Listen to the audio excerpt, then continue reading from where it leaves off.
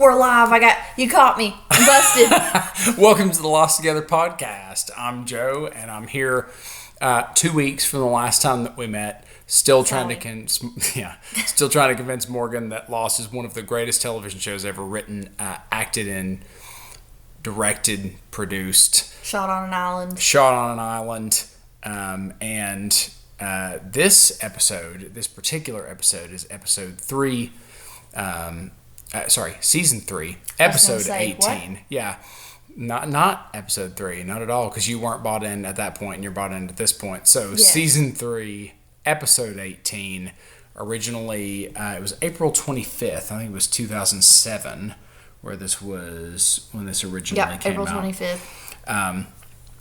D.O.C, which stands for date of conception, which we'll get into in the recap. But I think I like to think back in time to when these would have been coming out. If somebody saw the title of this episode, surely they thought this episode was going to be about Jack. Yeah, because Doc. Doc, right? Yeah. Like, it's going to be a Jack episode. Which is super clever because Juliet's a doctor too. Mm-hmm. Yeah, very clever. Yes, different kind of doctor, research doctor, as she says. Mm-hmm. But fertility doctor. Yep, and Juliet gets, it's a son episode, but Juliet gets featured too in this episode. So I typically hate the Son and Jen episodes because it's boring as hell. But now, with the whole pregnancy thing added, it's a little tastier. I'm here for it. It's weird because, it very much has, a soap opera kind of vibe. Oh, my God. That's why I don't like it. No. This kind of soap opera vibe, though, with, the gangster stuff involved in it, I kind of dig it a little bit. My favorite... I think the best movie ever made was The Godfather. Never seen it. Followed shortly by Godfather 2. And so I dig anything to do with the mob or whatever. And I don't know anything about the Korean, mob or organized crime. Know nothing about it. But that's why it appeals to me a little bit. But also, I'm in the minority. And I'd like to hear in the comments when you guys comment on this, because I truly think I'm in the minority here. Because when I talk to other people who like Lost, I like Juliet. And a lot of people do not like Juliet, and I don't get it. It's because she's fucking with our people. Yeah, but she's, as a character, she's not predictable, so that's why I like her. I hate anytime you see Kate and somebody tells her not to do something, just set your watch by it. You might as well have, that's just the writers telling you, guess what Kate's doing next, right? Because somebody just told her not to do it, so now she's going to do it. I might be thinking about this a little bit too much, but I think that maybe part of the reason that people don't like Juliet is because of misogyny. Oh, I said it! Because she's pretty, but she's smart, and she does not care to be deceptive.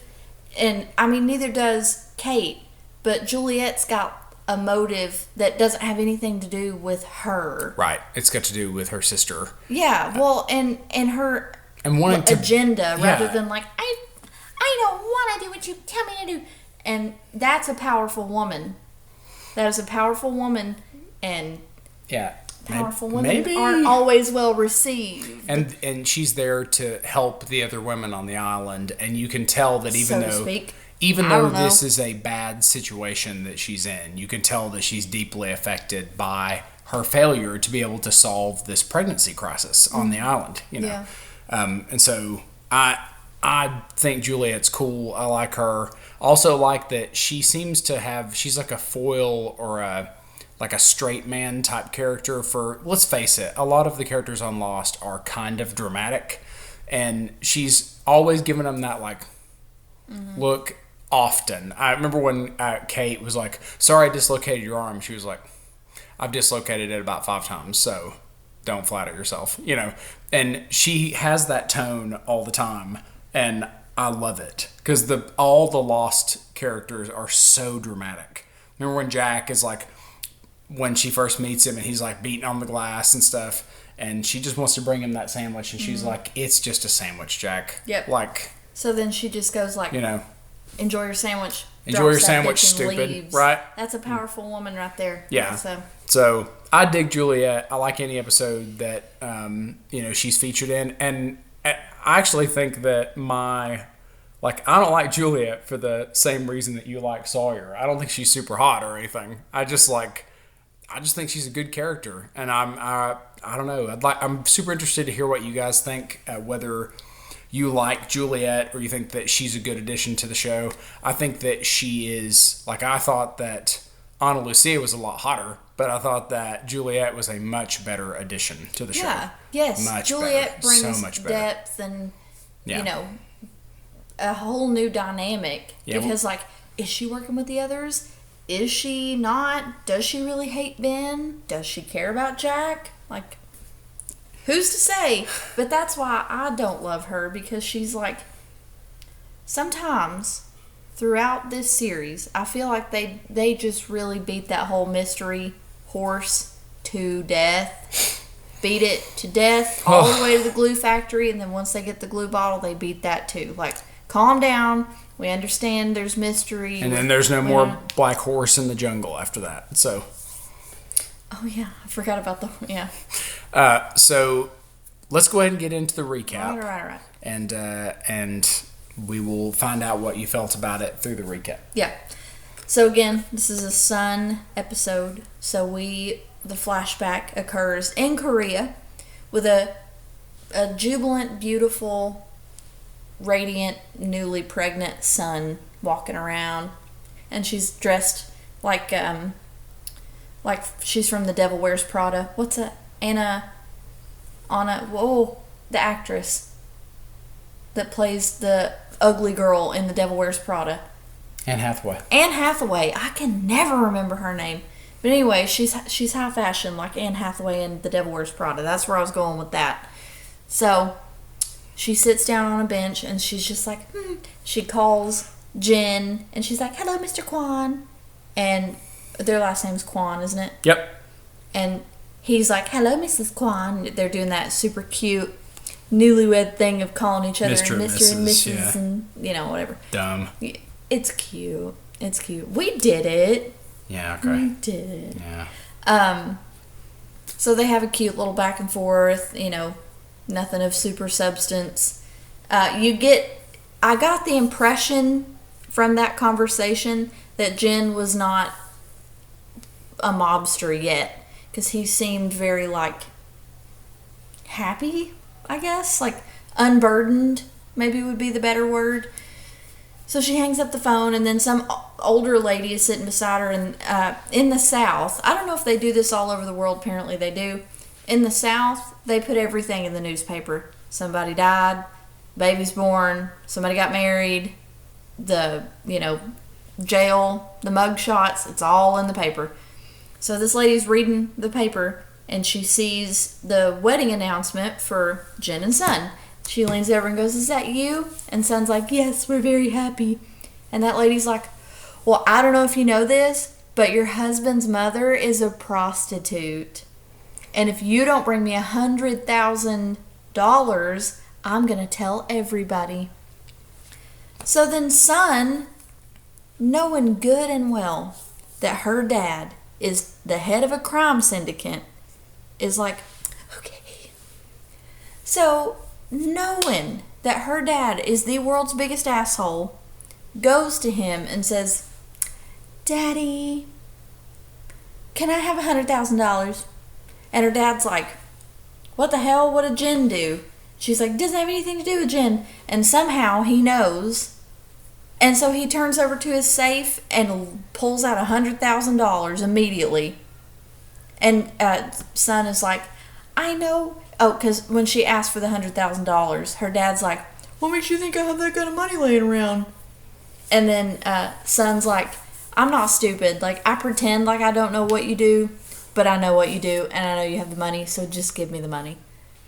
And she holds up that it's got nothing to do with Jin's character or anything like that. She just says, somebody is threatening my family. Mm-hmm. Which, why would she not just stick with that? She didn't have to say shit about Jin. Her dad is a mob boss. Somebody's threatening the family. That's that's like the whole premise of Goodfellas. They kill everybody in Goodfellas because they threaten the family, right? You are thinking of Godfather. I've never seen The Godfather. Yeah, well, you obviously haven't seen Goodfellas either. Is that the one where they're, don't burn the sauce, and there's helicopters and... Yeah, I mean, that's not what's going on in Goodfellas, though. Oh, I love Goodfellas. Yeah, Goodfellas is like... That's Ray Liotta. It's very loosely based on the Whitey Bulger thing, because there's like informants, and they're... Yeah, no, it was you, Guido. Fredo. I was close. Okay. Yeah. Anyway, so I don't know why she didn't just say somebody's threatening the family, period. Her dad's going to want to take care of that shit. Yeah. And then she could have said, there's some old hag at the park who's saying all these horrible things, like we should whack her. I said that too when we watched the show, right? But since I have come up with a reason why she wouldn't do that. So let's... And okay. I think it makes sense. Well, I think it's nuts. So her dad's like, oh, the family? Okay, well, here's your $100,000. And just so you know, Jen works for me now at my car salesman or whatever. What is it that his business? It's something to do with cars, isn't it? Yeah. So Jen works for me at his car business now. Mm-hmm. And son's like, okay. So she puts money in her bag, goes home. Her and Jen are having a fun little convo, and Jen finds the money. He asks her if she has like a Band-Aid or something, and she's like, oh yeah, my purse. And then by the time it clicks in her head that there's an envelope with $100,000 in it in her purse, Jen's already like, what the hell? So then Jen Sawyer, very briefly. Yeah. Whatever.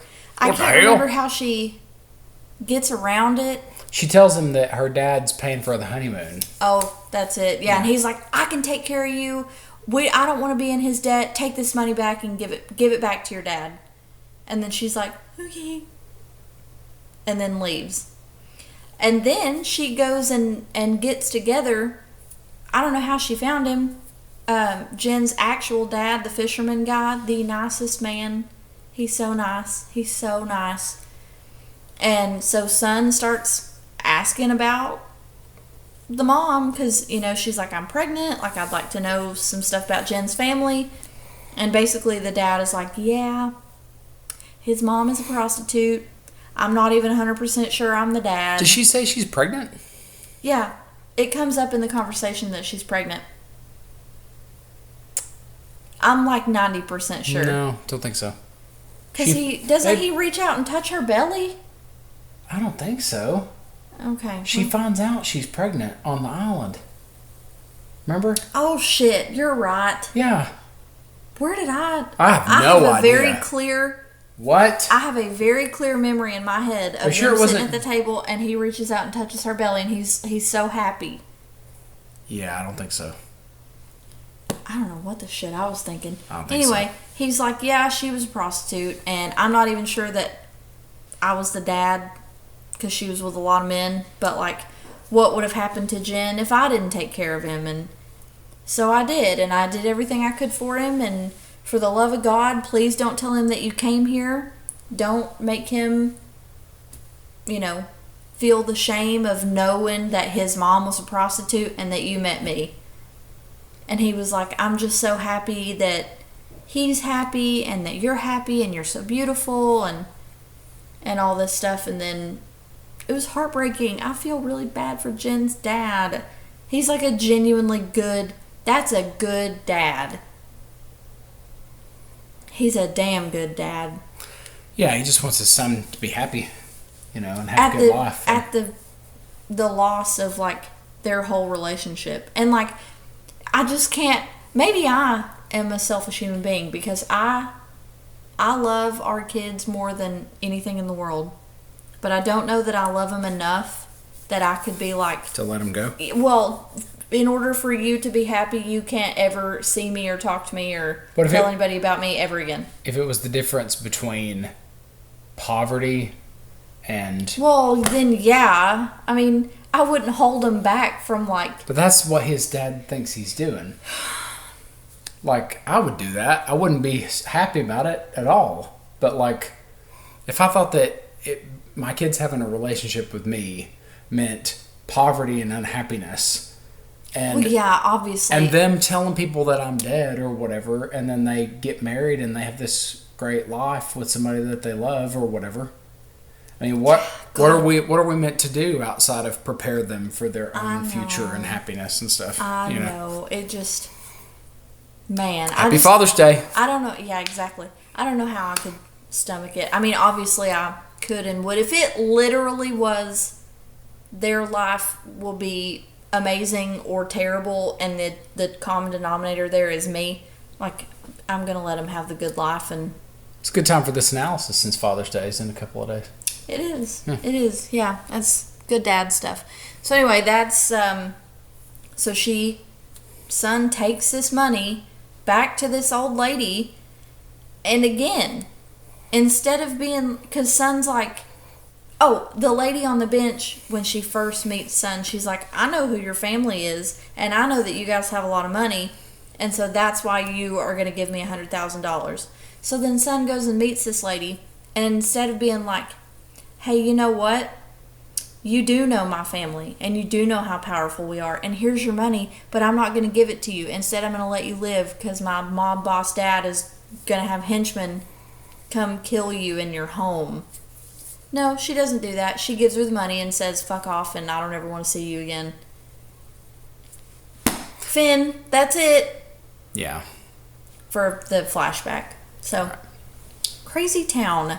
So on the island, basically, son is like pushing and pushing and pushing to find out what the fuck is up with Juliet and Jack. She thinks that Jack is like working for the others now. Compromised, yeah. Yeah, and that his whole goal is to take her baby. Like, you know, they took Claire and tried to take her baby and all this thing. Reasonable. So, yeah. She's not wrong. I would feel the same way, genuinely. So she talks to Juliet, and basically she's like, Juliet, what the fuck is up? So then Juliet just spills the whole beans, the whole can of beans, and she's like, listen, I'm the fertility doctor for the island, and every single woman that has gotten pregnant on this island has died. And so, me and you are going to figure out the date of conception. Bing, there it is. There's the D.O.C. Yeah, there's the title. So they go into the woods, find this hatch that I don't think we've been in before, because I thought they were going to go back to the medical lab where Claire went before, and son mentioned that, and she was like, oh, they already went there and they didn't find anything. And Claire was like, or Juliet was like, well, that's because they didn't know where to look. And sure as shit, they go to find this hatch, and there's like a whole hidden wall, like Juliet like pulls the books out in a certain order and the whole wall opens up or whatever. Right. And I think actually what she literally does is open a specific locker, and it opens the door. And it's like full of old toys and cribs and weird creepy shit. And son is like, what's this room? And Juliet goes, this is where we brought the moms to die. And I was like, what? Why would you even say that? Like, you've already told this woman that if her baby was conceived on this island, she's going to die. And then now you've brought her, as a person that she already doesn't know and trust, you've brought her to the room where the mothers die. Shit like that is why I don't love Juliet. Because that's mean. That's cruel. And there's no reason for that. Like, just because it's a fact doesn't mean that you need to share it. You know what I'm saying? Yes. Like, shut the fuck up. So they go into like a sonogram room. Juliet is telling her a little bit about what she did, you know, before the island, the work she was doing, and, you know, she's got the Doppler thing on. And then son spills her beans and says, it's possible that this baby was conceived off the island by my lover, not Jen. And Juliet's like, oh. And so then son says, no matter which way this goes, I'm going to suffer. Because if the baby was conceived before the island, that means that it's not Jen's baby. But I'll live. But if it was conceived on the island, that means it is Jen's baby and I'm going to die. So, I win and I lose either way. So it turns out the baby is Jen's. The island has made him fertile because he was infertile pre-island. Yep. So, Sun is like, the baby's Jen's, yay. And Juliet basically is like, I'm so sorry. Like, there's no, like, we can try the medicine. She's just like, I'm really sorry. So they're leaving the hatch, and Juliet goes, oh shit, I think I left the oven on or whatever. Yeah. So Sun goes on out, and she's like breathing in the fresh air, and she's like, oh thank God I'm not pregnant by my dead lover's baby or whatever.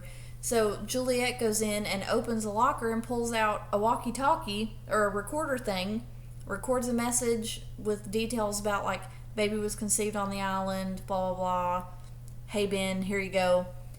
Turns it off, and then she pretends like she's recording, and she goes, I hate you, and then puts it back in the locker and shuts it. So obviously Ben is going to come and get that. Yes.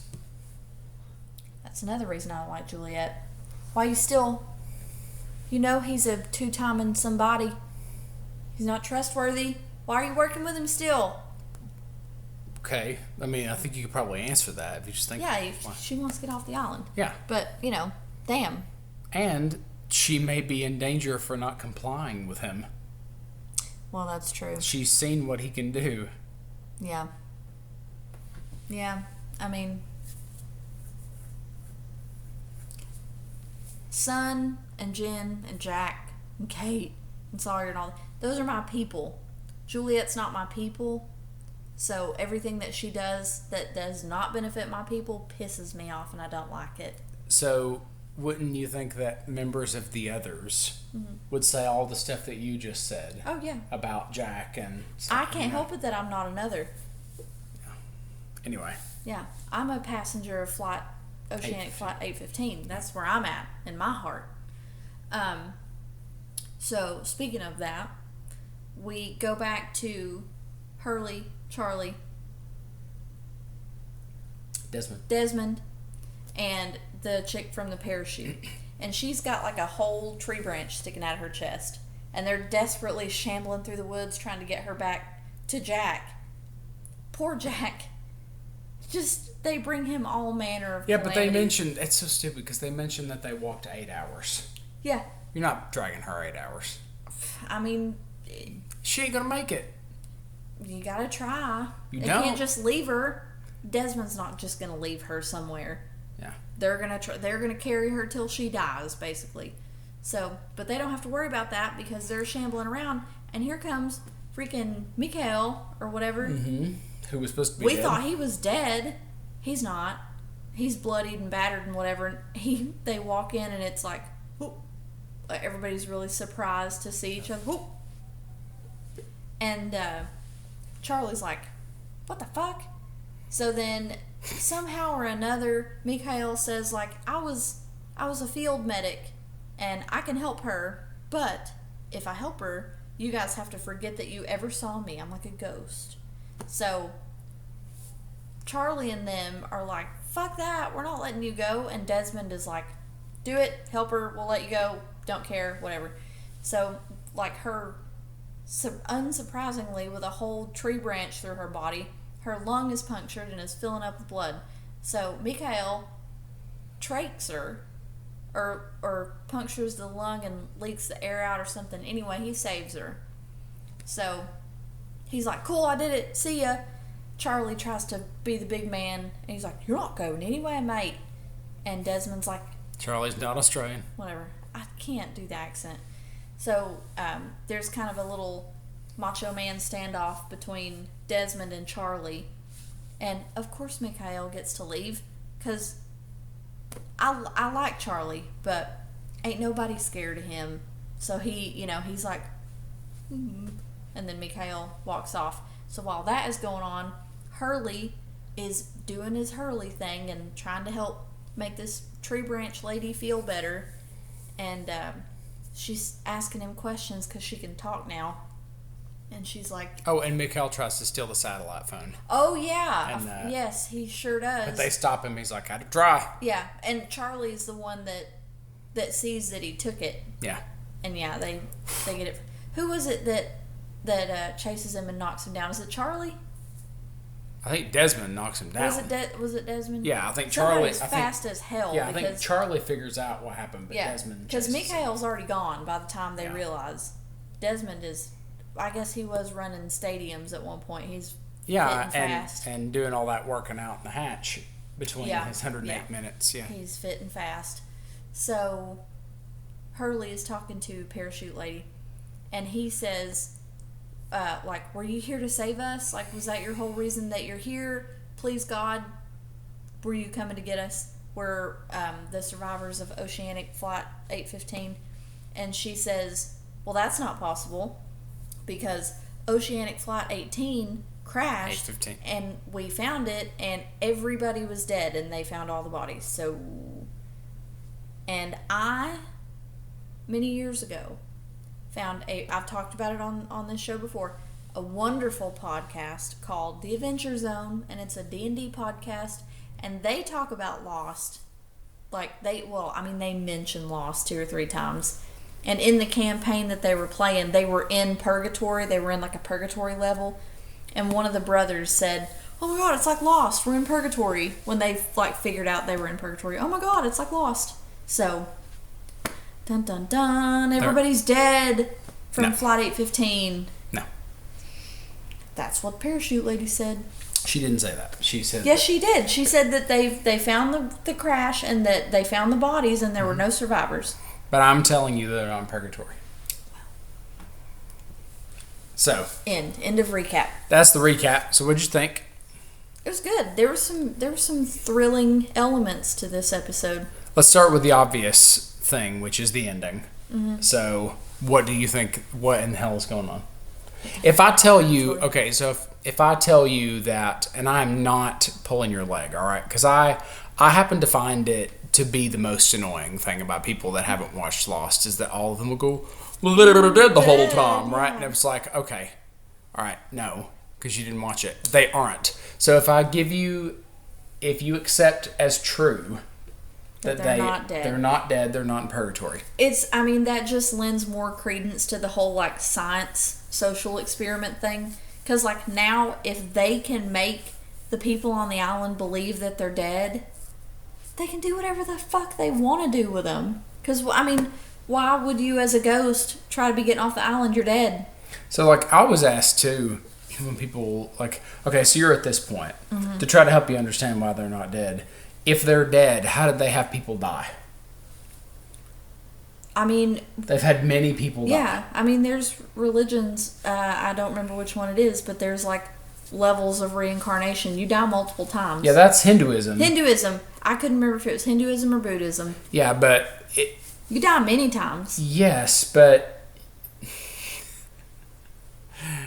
yeah, not in the... That's not how... That doesn't make sense. That's... what's a concise way to say this? You asked for how people can be dying. Dead people can be dying. It's because they've not reached nirvana yet. So they died in the plane crash and now they got to die on the island. And then they'll come back and they'll die again. No. That's not how reincarnation works. But, because, like... Yeah, I get it. You don't know how reincarnation works. So you're saying that... So that's what I'm saying. I do know how. You don't. I do. You don't. I do. None of us know how any of that shit works. What I mean is I know what Hindus believe about... Yeah, I don't... No, I don't know what happens after you die.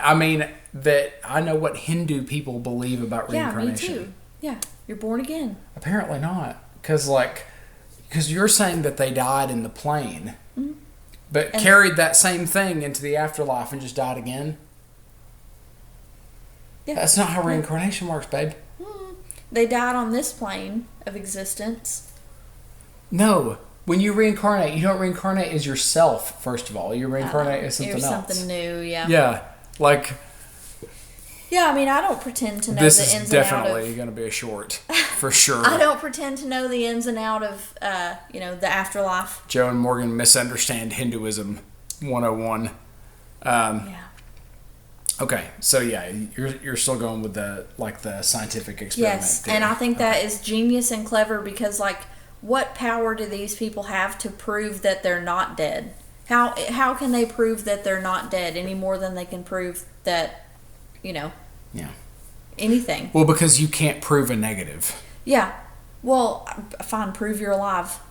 But that's kill yourself, that's... Yeah, that's it. That's it. Yeah. Which philosopher is it that says, prove to me that chair is real? And you can't? Well, you're thinking of Descartes, I think, which he says, I think, therefore I am. No, so it's not. No. No, there's a whole thought experiment about a chair, and I can't remember. My freshman year of college, I took a philosophy class, and my philosophy teacher, the whole class was literally about the chair, and he was trying to make us as a class prove to him that a chair that he was putting his foot on was real. And he was just, everything that we said, he was shooting it down. By the time I left that class, I was in tears because I was like, nothing's real. I'm not real. Everything's a lie, and I'm freaked out, and I want to go home. I did not enjoy that class. Yeah, I mean, that sounds like some kind of abstract nonsense or whatever, but it was jacked up. Philosophy classes are, people misunderstand philosophy classes. They're not there to teach you anything about truth. It's a critical thinking exercise. Yeah, literally, it's just teaching you how to think. Mm-hmm. So, I was in a philosophy class where we had a debate for the entire class because he asked a question at the beginning of it. I think he just didn't have anything to say that day, so he just gave us something to fight about, and we fought about it, which was the whole, if you find $100 bill laying on the ground, what's the moral thing to do with the $100 bill? Morality is subjective. Well, it depends on who you ask, but yeah. And we fought about that the entire class. So there's that. I want to come back a second to why Sun might not have just chosen to get her daddy involved in murder. But the thing is, she didn't have to involve him in the murder. If she was an efficient liar, she could have made that lady believe she was gonna have her dad kill him. It's another you guys are all dead, so we can do whatever we want. We're manipulating the truth here, manipulating the reality. Yeah, but when the lady doesn't get killed by somebody, and she's still there or whatever, you don't think that she's going to be suspicious about? Then Sun didn't do a good enough job scaring her. Because if you make somebody believe, hey, somebody's going to be at your house tonight. Yeah, but then when tonight happens and they don't die, that's what I'm saying. So then Sun should dress up and go out there and scare her, shoot her windows out or something. You don't have to kill her. That's like that. Talk about a thought experiment. That thing. You ever heard that one about the guy who's getting sentenced to death, and he says, "I accept my sentence if I can have one provision, I won't fight it in court or whatever." And the guy doing the sentencing is like, "What is it?" And they said, "I just want it to be a surprise when it happens." What, the death? The day that I'm going to get executed. Mm-hmm. I just want it to be a surprise. I don't want to know the day that I'm going to get executed. And the judge is like, "Well, okay, but it has to be done by Sunday or whatever, and it's Sunday today, so it has to be done by next Sunday." And they go, "Cool, but just don't tell me. I want it to be a surprise when it's going to happen." Yeah. And they go, "Okay." And so the guy who's being sentenced says, "Well, then logically you can't execute me." And the judge is like, "How do you figure?" And he goes, "Well, if I get all the way to Saturday night and I'm getting ready to go to bed, I'll know I'm getting killed on Sunday, right? So logically Sunday can't be the day if you're going to surprise me. So we already know that Sunday can't be the day. If we accept that you're going to surprise me, and that this is now part of the ruling, if I make it all the way to Saturday night, it cannot be Sunday. So now we know that it's not going to be Sunday. There's 6 other days, baby. No, I'll pop you here. Oh, I get it, but that's what I'm saying. So then he just goes, all right, so now we know it can't be Sunday. So then if I make it to Friday night, it can't be Saturday, right? And he just does it. So in that case, kill that dude right there. But that's the end of the thought experiment, is that they send him back to his cell and he's happy with himself and he gets executed on Wednesday. So it's a surprise because he reasoned out that it wasn't going to happen, and then they surprise him anyway. So the judge actually fulfills the requirement of surprising him. So I always loved that. I thought that was great and clever. The thing with Sun, right, is really at the bottom of it. She'd still be, forget the lying thing, because when we were watching it, we were saying, like, why didn't she just tell her dad and then let her dad deal with it? I get why she wouldn't want to immediately involve her dad, but I do not understand why she didn't leverage the power or whatever. No, but what I'm trying to get to, what I'm trying to say out loud is, she's not trying to kill her husband's mother. Like, she's not trying to harm her, even though she's doing something terrible. She's not trying to do that. Because think about how, as a good example, if you think that's crazy, Kate thought she was doing her mom a favor. Remember? Yeah, but Jen already thinks his mom is dead. So. No, he doesn't. I think it's pretty clear that he's lying about both of them. He's lying about what his dad does and that his mom's dead. Or whatever. Like, both of his parents are dead. He's lying. He's just ashamed that his mom is a prostitute and his dad was a fisherman. Right? So Lost has well established what happens when you decide, like, who lives or dies, or you decide what justice is for somebody else through Kate. Like, in the Lost universe, this is not a good decision. You can't do it. So that was my thought. Basically, it's like, even though she's terrible, she's probably thinking, I better not kill my husband's mother. It's not a good idea. Again, doesn't have to kill her. Just scare her real good. Just scare her real good. I thought you were going to say, like, Sun doesn't want to be a part of, she resents that about her dad. You don't get to do that and benefit from it. I think that she missed her chance when the lady first threatened her. Because going back to her, it makes it harder. Mm-hmm. But when she first said it, I know who your family is. I expect $100,000. You go, if you know who my family is, you're trying to milk me for $100,000, knowing who my family is, they're going to waste you, right? Yeah. Shoo, right? And that is the end of it right there. If you just, but the woman, like, identified that Sun was not part of it. Sun, the time that she needed to be sharp was right then, where she was like, okay. Yeah, okay. You're okay. Yeah, okay, right? No. Yeah, LOL.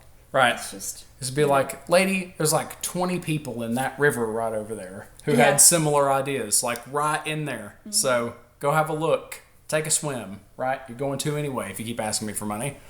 And that would have been the end of it, but she just couldn't think of it in the moment. And then, maybe the writers were trying to use that moment to distinguish Sun from her family. Yeah, she didn't immediately think of violence, Yeah, but we already know that. Like, we already know that Sun's not, a mobster. Yeah.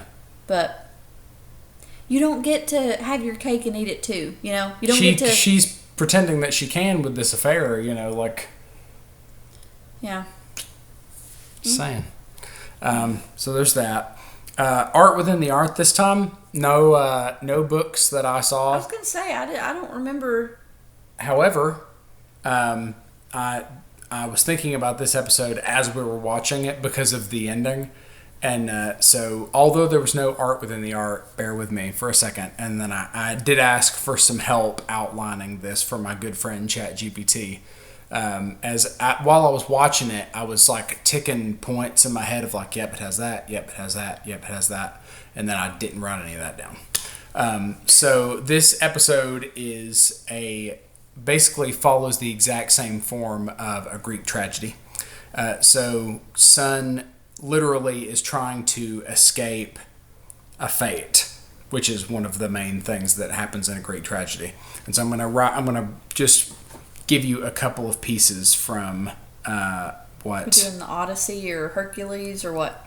No, it would have been Oedipus is a famous Greek tragedy, or Antigone is another one. But rather than talk about the work itself, I'll just frame it with the pieces. So there's a couple of things that you have to have in order to have a Greek tragedy. Hamartia is one, which is a fatal flaw.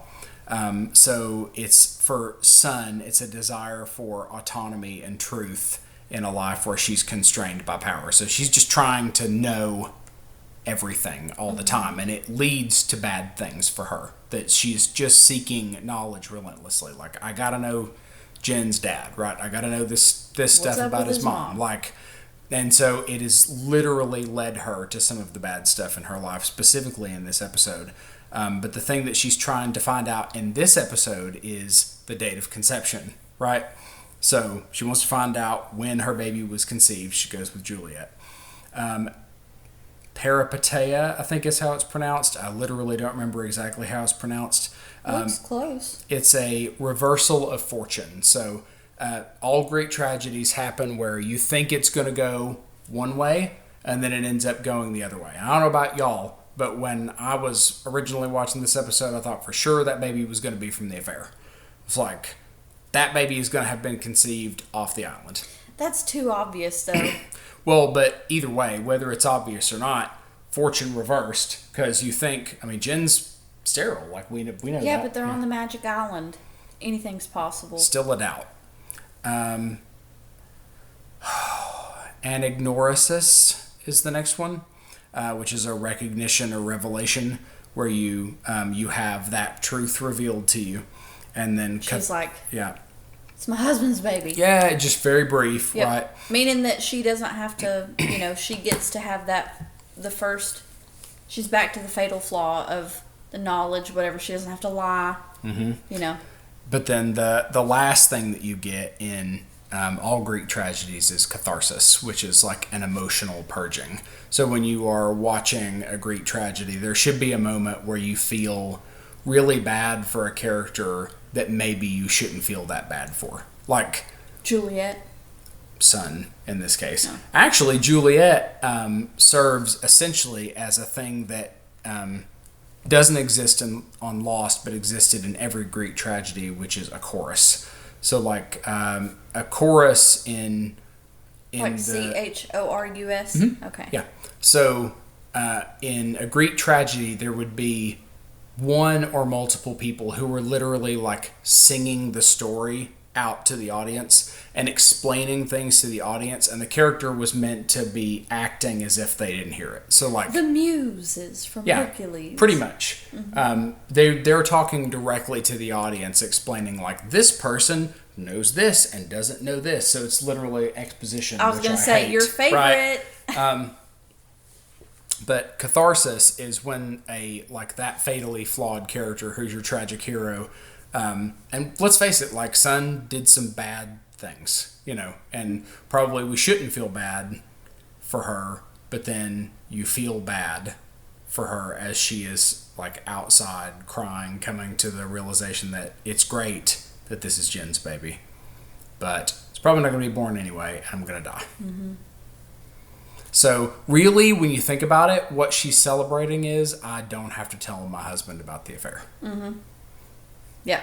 So got away with that one. Yeah.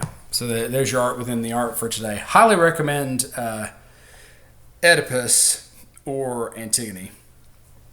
Both really good. Read Antigone like 50 times or something. I'm not familiar with either of those. Oedipus, you'd have been familiar with. Is Oedipus the one that with his F's mom? His mom, Yes, yeah. But he... And Oedipus. I thought it was an Oedipus complex. Oedipus is how it's pronounced. Oh. It's O-E-D-I. Yeah, but I thought, don't people say an Oedipus complex? Oedipus. Oedipus complex. Mm-hmm. Okay, well. Yeah, it's just the Greek spelling. It's weird because it's Greek. Yeah, I know. I've seen the word. I just thought that it was an Oedipus complex. Oedipus. So, yeah, and in his case, literally, like, there was a prophecy that a king's son would kill him and marry his mother. So the king was like, yuck, right? He had a son, and he goes, take that baby outside and kill it, right? Like, I can't kill it because it's my son, because that's terrible. Take that baby outside and kill it. And the guards are like, you got it, boss. Took it outside, and they're like, LOL, we're not killing this baby. Yeah, they Snow Whited that thing. They were like, you know what? And we're going to let you go. Yeah, they like sold it to some people or whatever. They took it forever away, raised it. It turns into Oedipus, which is then its name. So then he is coming back, going to do some business or whatever, meets a random group of like royals and guards and stuff on the road and kills them in a tussle. And one of them happens to be his dad, and he doesn't know it when he kills him. And so then he continues on down the road, meets the queen, and is like, hey, real sorry about that. Apparently killed your husband, but you're hot. You're super hot and remind me of myself a little bit. So I just feel like you get me. And so then they get together, and the prophecy is fulfilled because the king tried to avoid the prophecy. So, as Master Oogway said, yeah, we meet our destiny on the roads we take to avoid it. And that, as far as I can tell, that quote could be applied to this entire series. Like, every single one of these characters is trying desperately to avoid something, and they're gonna. Would that make the whole of Lost a Greek tragedy? Yes. In itself? Okay. And there is, and for those of you that have seen the whole series, there is no greater representation of Greek tragedy in this series than John Locke, who is a true Greek tragedy. Indeed.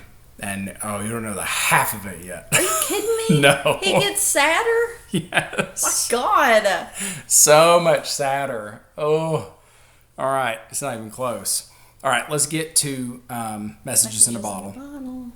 All right. So, Matt, do you think Desmond's relationships perpetually failing has anything to do with, let me think, destiny? I don't think so. I think he's just a non-committal shit. Desmond is a coward. Like, I think Desmond aptly calls it out. Like, he's a coward. And he doesn't have very good self-esteem. And when you have very good self-esteem, it has a tendency to wreck your relationships, as relationships take a little bit of confidence. So, to be in a successful relationship, I think you have to have at least a fair measure of that. Don't have to be overconfident, but you can't completely lack in self-esteem, and that's what's going on with Desmond. Just in my opinion, Matt. I think that destiny plays a hand in most things. Did he date a girl named Destiny? Did he date a girl named Destiny? That's the only way. That's the only way Destiny's playing a part in my mind. Okay, so Greg adds, Joe, excellent. Is Desmond really seeing the future, chat? I don't know that I can stress this enough. Desmond does not have supernatural powers here. I promise you he has zero clairvoyant skills. This is why his visions do not come true. If he was truly seeing the future, then how do you explain the discrepancy between his visions and what then happens? More later to avoid spoilers. Yeah, I mean, he says, like, if I change anything, it changes the picture. Like, no shit, dude. Maybe you just have some intuition a little bit. You just, like, following your gut, and then, like, instead of taking a left turn, you take a right turn, and now you're on, like, a whole different... I mean, that's life. That's how it works. That's what all the people say. All right. Interesting point by Joe about how in the first season these people wanted to kill each other, and now they're playing ping pong together. And Alan Tom, that was just a few weeks earlier. Well, and this is part of... a couple of characters had to get redeemed, I think, for this show to last as long as it did.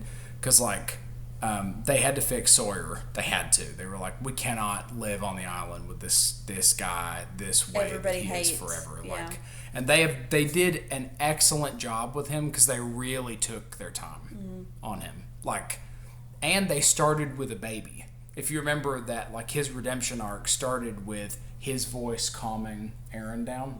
And so he's reading to a baby. And there's very little you can do to look more like a decent person than being good to a child or an animal. And he'd killed that frog or whatever, so he had to do something. So they had him have a connection with Aaron, basically. And that was the beginning of that. And now Sawyer's playing ping pong with Jack, and they seem to actually be enjoying that. Mm-hmm. And I really like that. I really liked the scene a couple episodes back. Shambhala, is that it? That's the car where they get the car. Yeah, but where he's teaching Jen like how to say you don't look fat in that dress, and like you're right and all that. Mm-hmm. And that does two things, by the way. Like that's just a fun chummy thing, right? But it helps them try to make Sawyer more decent, because even though what he's telling Jen to say are sometimes lies or whatever, he's trying to give him things that he can say to Son that are nice. You never lie to me, though, when I ask you if I'm fat. Absolutely not, because you're not. So, that was great timing. But he's literally giving him nice things to say to his wife. Like, and I think that's really good writing. To, like, Sawyer could teach him anything in English, but he chose to teach him nice things to say to his wife. I think that's really nice. I genuinely believe that if you get a group of people together and the goal is survival, like a group of people not in like a convenient, structured, well-mannered society, it'll be chaos and they'll be trying to kill each other in the beginning, but it will settle out.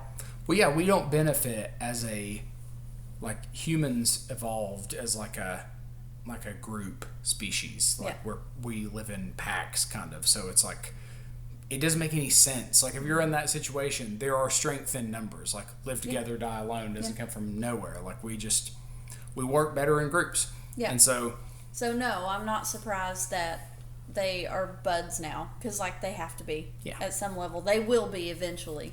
Yeah, if only Kate would freaking leave the island, everything would be better. I hate to keep dunking on her, but she sucks.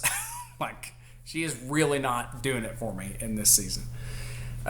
Joe, excellent whistle explanation. Do you remember sorry, I was also whistling, and I had perfect pitch, I'm pretty sure. He's just talking about the story behind the whistle. Oh. I thought you were critiquing the actual whistling. So. Yeah, he knows many things about lots of stuff. Oh, and not that this is a vompetition, but the last time Greg threw up was in the 90s. That is impressive. He's trying to get there. So I asked him, I hope to make it that long without vomiting as well. Me too. My responses to other stuff in our next Messages in a Bottle segment. Okay. Yeah, it would be great if we could go the rest of your life. You could be an old man that hasn't thrown up since 2010 or whatever. Kira. Wow, Morgan, well done noticing Desmond's ring lady in the photo. Thank you. If not for a post about it years ago in this group, I don't think I'd have ever known. Well, when we watched it, he was like, the scene went by and he said, "Did you notice anything?" And I was like, "No."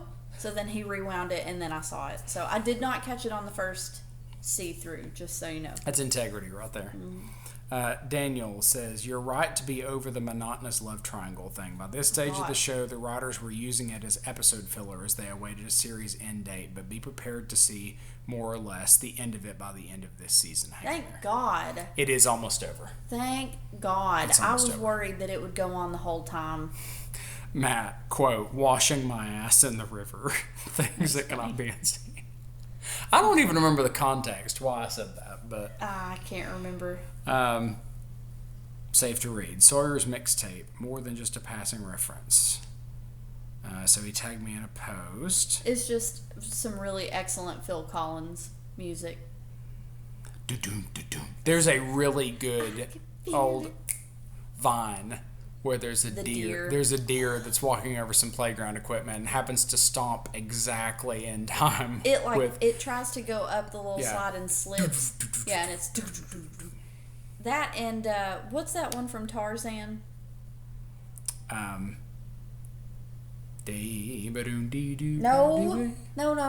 The love song from Tarzan. You'll be in my heart. Yeah. Phil Collins. Yeah. Anyway, that's it for comments and questions on Messages in a Bottle. So we, I believe, are done. The next episode, let me get that for you. Sorry, y'all. Should have planned this a little better. Oh, I have it up. Yeah, just go to the, what's the next one called? I thought I had it up. It is called... Go back. Nope, this is season 3 right here. The Brig. It's called The Brig. Oh, wait a second. Hold on. What? Oh, wow. Yeah. This is a good one. Oh, this is a really good episode. Cool. All right, so I think it's I hope that's a lock episode. It is. Thank God. It's a lock episode. I need to know what the hell's going on. Oh, it's a great episode. It's really good. I miss him. I want to know what the hell is he doing? What's happened with his dad? Has he beat his dad up yet? I bet he hasn't. I bet he's like he's trying to power move him, I bet, and I bet it's just failing miserably. Well, no notes. So we're going to we'll probably won't watch that tonight. We'll definitely watch it at some point shortly, as we are now nearing the end of season 3, and we're getting ready for that episode and that line, which I'm going to record Morgan watching, and then we'll just go straight into our episode from the end of the Lost episode. So I'm very much looking forward to that. I'm really looking forward to this next episode. There's some really, really good stuff coming up here at the end of season 3. So anything you want to add? Thanks for sticking around, y'all. Yeah, we love you. Thanks for watching and listening, and we will see you in another life.